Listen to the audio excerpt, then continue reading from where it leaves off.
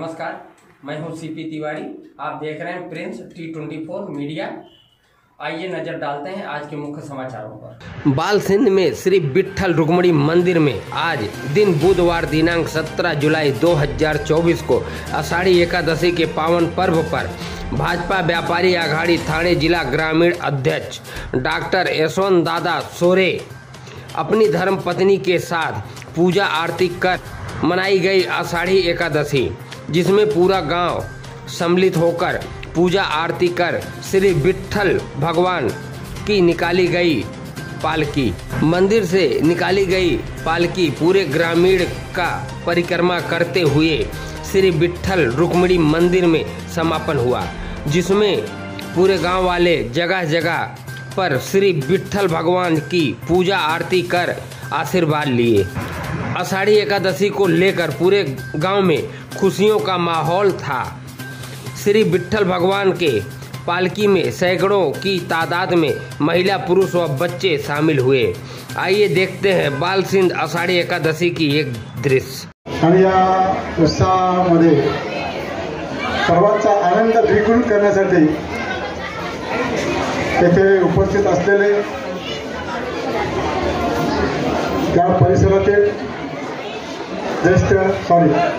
प्रतिष्ठित व्यक्ती श्रीमान सोरे सर, त्या गावचे प्रतिष्ठित नागरिक, मावळी मंडळी,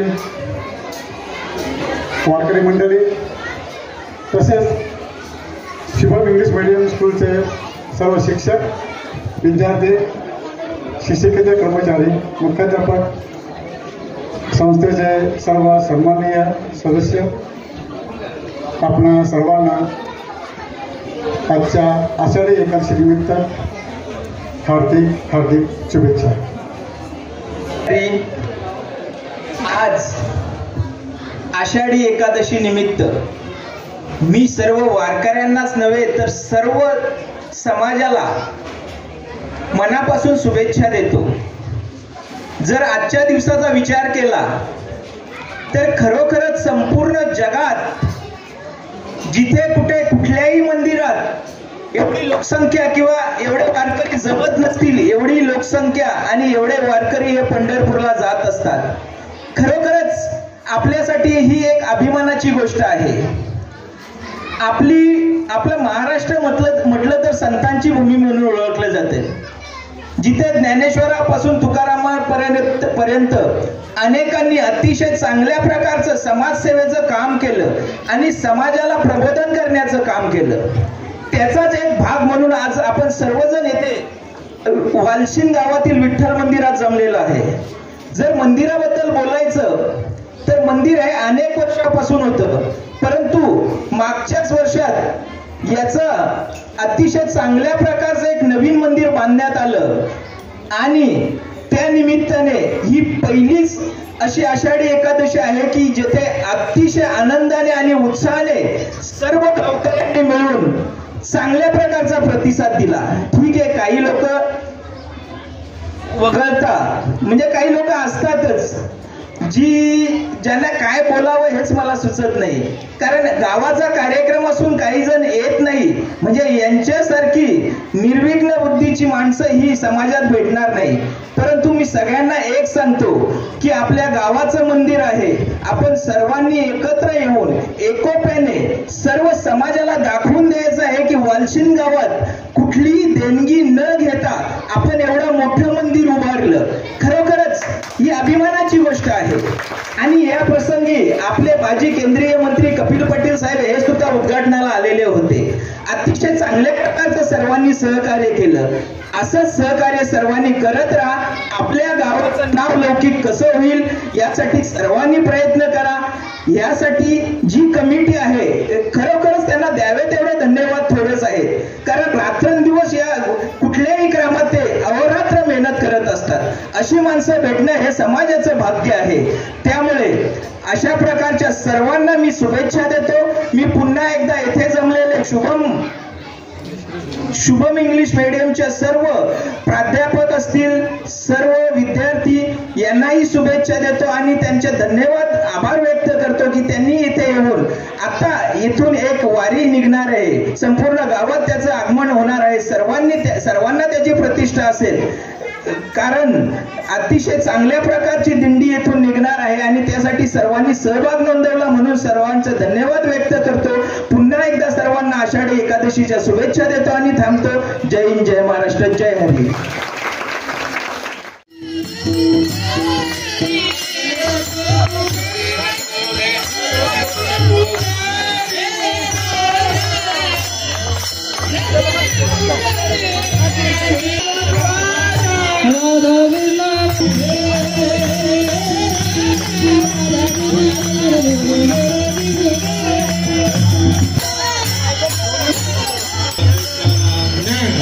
तुकाराम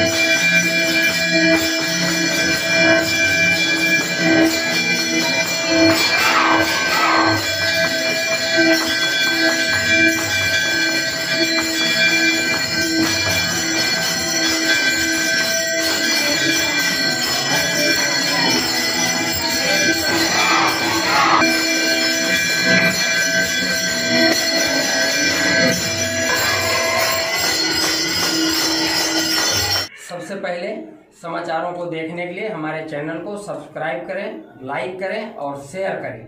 तब तक के लिए मुझे दीजिए आज्ञा। धन्यवाद।